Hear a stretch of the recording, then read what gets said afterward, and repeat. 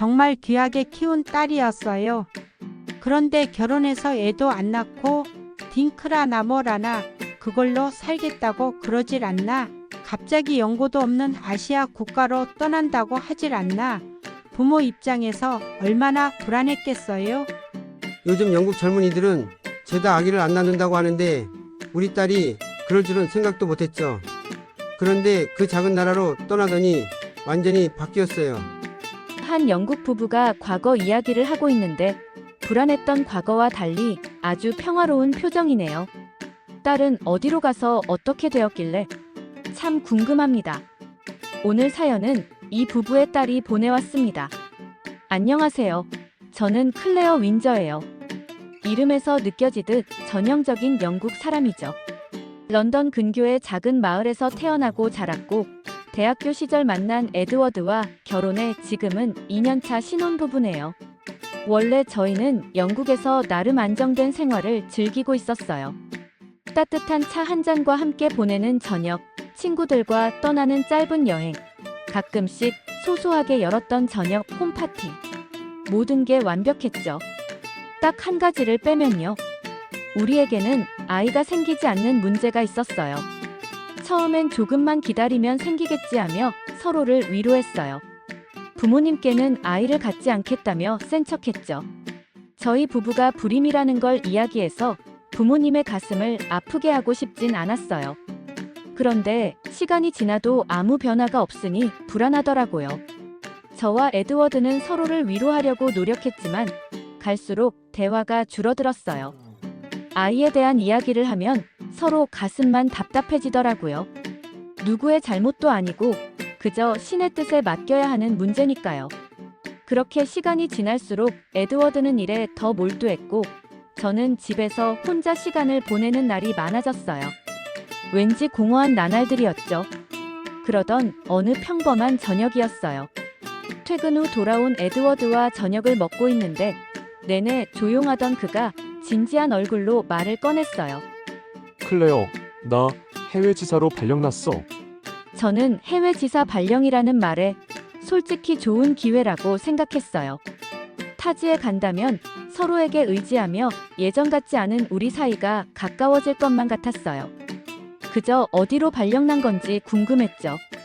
미국, 프랑스, 새로운 곳에 갈 생각을 하니 마음이 들떴어요. 그런데 곧 그 기대가 무너졌죠. 한국 지사야. 그 말을 듣는 순간 제가 얼마나 멍해졌는지 몰라요. 한국이란 나라에 대해 아는 게 거의 없었거든요. 김치, BTS, 그 정도. 에드워드는 회사에서 중요한 프로젝트를 맡게 되어 한국 지사로 발령받았다고 했어요. 거절할 수도 없고 그의 커리어에 큰 기회라고 하더라고요. 발령을 가게 되면 기본 2년이지만 연장될 가능성이 높다고 했어요.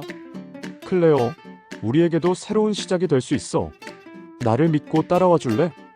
저는 그의 진중한 말에 그를 믿고 따르기로 했어요. 부부란 그런 거니까요. 하지만 저희 부모님은 완전히 달랐어요. 아니, 어떻게 이렇게 갑자기 아시아로 가겠다는 거야? 한국이면 후진국 아니니? 엄마는 진심으로 눈물을 흘리셨어요. 아빠는 차라리 에드워드에게 다른 직장을 알아보라고 하시면서 클레어, 널 이런 식으로 떠나보내려고 애지중지 키운 게 아니었다. 2년 이후에 연장될 가능성이 높다면 더욱이 다시 생각해 보도록 해라. 하지만 저희는 부모님의 걱정과 눈물을 뒤로한 채 한국행 비행기에 올랐습니다. 사실 저도 걱정이 많이 됐어요. 한국어도 모르고 아시아의 작은 나라이다 보니 솔직히 말하면 기대가 되지 않았습니다. 그렇게 심란한 마음으로 에드워드의 손을 꼭 잡고 비행기에서 내렸습니다.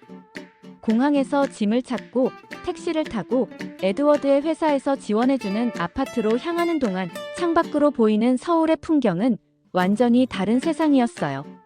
높고 현대적인 건물들, 깨끗한 거리, 그리고 사람들이 움직이는 모습까지 진짜 생각보다 너무 좋더라고요. 한국에서 거주하게 될 아파트 단지에 도착했을 때는 더 놀랐어요. 서울에 위치한 아파트였는데 엄청 넓고 깔끔하게 정돈된 정원, 나무와 꽃들이 어우러진 모습, 그리고 고층 건물들까지 함께 어우러지니 도심 속 화원 같다는 생각이 들었어요. 영국의 집보다 더 좋게 느껴지는 외관이었습니다. 사실 영국에서 살던 집은 3층짜리 빌라 건물의 2층에 위치한 집이었는데 지어진 지 오래돼서 낡고 허름했거든요. 처음 한국 아파트에 들어선 그 순간을 아직도 생생히 기억해요. 아파트 로비에서 얼굴 인식으로 자동문이 열렸거든요. 영국에서는 늘 열쇠를 돌려야 문을 여는 게 익숙했는데 이건 완전히 영화 속 한 장면 같았죠. 현관을 들어서자마자 눈앞에 펼쳐진 넓은 거실을 보고는 숨이 멎을 뻔했어요.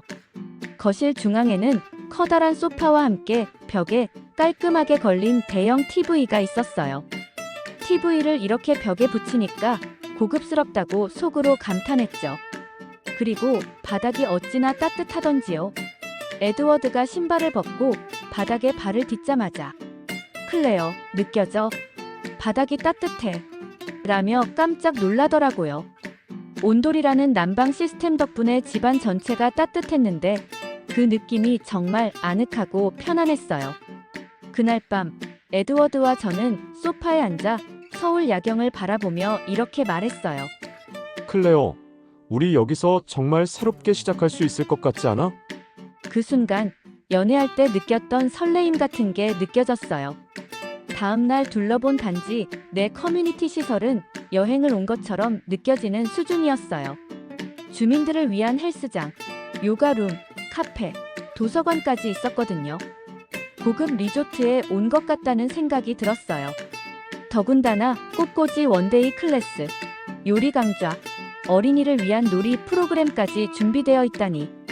어느 날은 에드워드가 회사에 출근한 뒤 처음으로 요가 매트를 들고 커뮤니티 센터로 향했죠. 수업 중간에 옆자리에 한국 여성 한 분과 눈이 마주쳤는데 그녀가 먼저 웃으며 말을 걸어줬어요. 처음이신가 봐요. 저는 수민이에요. 저는 한국어를 잘하지 못한다고 대답했더니 수민은 영어로 유창하게 대화를 이끌어갔습니다. 맞아요. 남편의 발령으로 한국에 온 지 한 달도 되지 않았어요. 수민은 바로 대답했어요. 너무 잘 왔어요. 외로웠을 텐데 여기서 친구를 만나게 될 수도 있잖아요. 근데 센터에 요가 매트가 있어서 다음부터는 요가 매트를 들고 오지 않아도 돼요. 수민의 말처럼 피트니스 센터 안에는 요가 매트뿐만 아니라 모든 운동 장비가 구비되어 있었어요. 저는 살짝 민망했지만 수민과 함께 웃어넘겼죠. 그렇게 수민과 가까워지기 시작했답니다. 어느 평화로운 오후였어요. 수민과 함께 아파트 단지 안공원에 있는 작은 벤치에 앉아 커피를 마시며 이런저런 이야기를 나누고 있었죠. 가을 햇살이 포근하게 내리쬐는 가운데 우리는 서로의 일상에 대해 웃고 떠들며 시간을 보냈죠. 시간 가는 줄 모르고 수민과 대화를 나누다가 집으로 돌아가기 위해 자리에서 일어섰어요. 수민과 헤어지고 엘리베이터를 탔죠. 집에 들어와 현관문을 닫는 순간 갑자기 심장이 철렁 내려앉았어요. 에드워드. 거실에 있던 에드워드가 놀란 표정으로 저를 쳐다봤어요. 무슨 일이야, 클레어? 가방. 내 샤넬 가방. 에드워드는 저를 잠시 멍하니 바라보다가 이내 얼굴이 굳어졌어요. 그 가방 밖에 놓고 온 거야? 저는 고개를 끄덕였고 에드워드가 머리를 감싸쥐며 한숨을 쉬었어요. 저도 눈물이 날 것 같았어요. 그 가방은 에드워드가 청혼을 하면서 사준 가방이었으니까요. 없어졌다고 봐야겠지? 특히 샤넬 가방 같은 건 더더욱. 에드워드가 말하며 체념한 표정을 지었어요. 저도 벤치에 다시 가는 건 의미 없을 거라고 생각했지만 그래도 한번 확인은 해야겠다는 마음이 들었어요. 엘리베이터를 타고 단지 내 공원으로 내려가면서 우리는 말을 거의 하지 않았어요. 엘리베이터 문이 열리고 공원 쪽으로 걸어가는데 속으로는 가방이 온데간데 없이 사라졌을 걸 생각하며 마음을 다잡고 있었어요. 에드워드는 이미 분노 반, 체념 반의 표정을 하고 있었죠. 벤치가 눈앞에 보이기 시작했을 때 저는 믿을 수 없는 장면을 보게 됐어요. 에드워드, 저거 봐. 벤치 위에 가방이 그대로 놓여 있었던 거예요. 정말 거짓말처럼요. 우리는 말문이 막혀 벤치로 다가가 조심스럽게 가방을 집어들었어요. 아무것도 잃어버리지 않고 그대로였어요. 말도 안 돼. 이게 정말 가능하다고. 저도 멍하니 가방을 들고 서 있다가 주변을 둘러봤어요. 이 아파트 단지의 공원이, 그리고 이곳의 사람들이 얼마나 믿을 수 있는지 깨닫게 되는 순간이었어요. 집에 돌아오며 에드워드와 저는 이 사건을 계속 얘기했어요. 영국이었다면 가방이 이미 누군가의 손에 넘어갔을 거야, 클레어. 여기선 가방이 그대로라니 믿기지 않아. 그러게, 에드워드. 한국은 정말 우리가 생각했던 것보다 훨씬 대단한 나라야. 그날 저녁, 에드워드는 저를 꼭 안아주며 말했어요. 가방을 찾은 것보다도 우리가 이곳에서 얼마나 안전하게 살고 있는지 알게 된 게 더 큰 기쁨인 것 같아. 저도 고개를 끄덕이며 마음속으로 생각했죠. 이곳 한국에서 살며 느끼는 소소한 감동들이 우리에게 매일 새로운 행복을 주고 있다는 걸요. 한국에서의 삶은 안정적이고 행복했어요. 그렇기에 한국으로 이사 온 뒤에도 시험관 시술을 이어오고 있었어요. 한국의 의료 시스템이 워낙 발달되어 있어서 우리를 돌봐주는 병원과 의료진은 믿음직스러웠어요. 병원의 체계적인 시스템과 친절한 간호사들 덕분에 마음이 한결 가벼워졌죠. 하지만 큰 기대는 하지 않기로 하고 평범한 날을 보내고 있었답니다. 그리고 어김없이 요가를 끝내고 집으로 돌아와 한참 쉬고 있던 어느 오후였어요. 병원에서 지난 시술 후 상태를 확인하러 오라는 연락을 받았죠. 별다른 기대 없이 병원에 가는데 에드워드도 긴장한 얼굴로 제 손을 꼭 잡고 있었어요. 병원에 가는 길이 어찌나 멀게 느껴지는지 이 심정은 정말 겪어보지 않으면 알기 어려운 것 같아요. 마침내 도착한 병원에서 진료실 문이 열리고 의사 선생님이 활짝 웃으며 저를 보셨어요. 클레어 씨, 좋은 소식이 있습니다. 임신하셨습니다. 순간 세상이 멈춘 것 같았어요. 그 말을 이해하는데 몇 초가 걸렸어요. 임신. 이라고요? 정말이요? 네, 아주 건강한 상태로 임신이 확인됐습니다. 축하드립니다. 에드워드는 제 손을 꽉 쥐며 눈물이 그렁그렁한 채로 저를 바라봤어요. 저도 눈물이 멈추질 않았어요.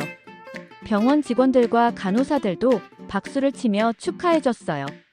한국에 온 지 3개월 만에 이런 기적이 찾아오다니. 의사 선생님께 몇 번이고 감사 인사를 드렸죠. 집에 도착하자마자 부모님께 전화를 걸었어요. 마침내 이 소식을 전할 수 있다는 기쁨에 손이 떨렸죠. 우리 임신했어요. 전화를 받은 엄마는 잠시 말을 잇지 못하시더니 곧 울음 섞인 목소리로 말씀하셨어요. 정말이니, 클레어?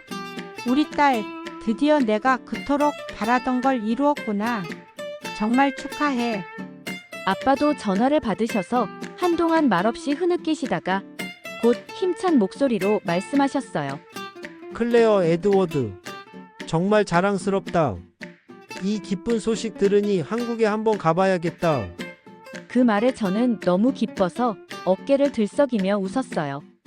엄마와 아빠가 한국에 오겠다고 하시다니 그동안의 고생과 기다림이 모두 보상받는 기분이었어요.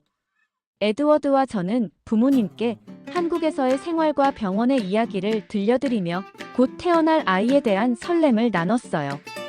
몇 주 뒤 부모님이 드디어 한국에 오셨습니다. 저와 에드워드는 며칠 전부터 부모님 맞이 준비로 정신없이 바빴어요. 부모님이 처음으로 한국에 오신 만큼 우리가 어떻게 살고 있는지, 한국이 얼마나 놀라운 곳인지 보여드리고 싶었거든요. 공항에서 부모님을 만나는 순간 저는 눈물이 핑 돌았습니다. 엄마는 저를 꼭 안아주시며 우리 딸, 정말 보고 싶었어. 많이 힘들진 않았니? 라고 말씀하셨고 아빠는 에드워드와 악수를 하며 인사를 건네셨어요. 우리 딸과 잘 지내고 있었나? 부모님을 아파트 단지로 모시고 오는 동안 차창 밖으로 보이는 서울의 풍경에 두 분은 연신 감탄하셨습니다. 클레어, 여긴 정말 깨끗하다. 길도 넓고 건물들도 새 것처럼 반짝거려. 이게 우리가 생각했던 한국이 맞아. 아파트 단지에 도착했을 때 부모님은 정말 입을 다물지 못하셨습니다. 수십 층짜리 고층 건물들이 늘어선 모습은 그야말로 장관이었거든요. 아빠는 차에서 내리자마자 고개를 들어 건물을 한참 동안 올려다보시더니 여긴 런던의 고급 주택가보다 더 좋아 보이는데? 라며 감탄하셨습니다. 단지 입구부터 잘 정돈된 조경과 넓은 산책로, 그리고 곳곳에 자리한 벤치와 쉼터를 보신 엄마는 이건 그냥 공원이네. 너무 좋다. 라고 말씀하셨습니다. 단지 내 어린이 놀이터와 운동시설도 눈길을 끌었죠. 아이가 자라면 놀기 정말 좋겠어. 엄마는 제 손을 꼭 잡으며 말씀하셨어요. 아파트 로비에 들어서자 부모님은 또 한 번 놀라셨습니다. 대리석 바닥에 반짝이는 조명, 우아한 소파와 작은 카페 공간이 있는 로비는 마치 고급 호텔 같았거든요. 엘리베이터를 타고 20층에 도착해 집 안으로 들어섰을 때 부모님은 또다시 감탄을 멈추지 못하셨어요. 거실의 넓은 창으로 보이는 서울의 멋진 전경과 세련된 인테리어는 부모님이 상상했던 아파트의 모습과는 전혀 달랐죠. 클레어, 고급 호텔 같은데? 아빠가 웃으며 말씀하셨어요. 엄마는 주방과 침실, 그리고 화장실을 둘러보시더니 연신와 정말 대단하다. 를 반복하셨어요. 그날 저녁 부모님께 한국 음식을 경험시켜드리고 싶어서 배달 음식을 주문해드렸습니다. 몇 번의 스마트폰 터치만으로 맛있는 한식 요리들이 집 앞까지 배달되자 엄마는 이렇게 편리한 서비스가 있다니 여긴 정말 대박이다.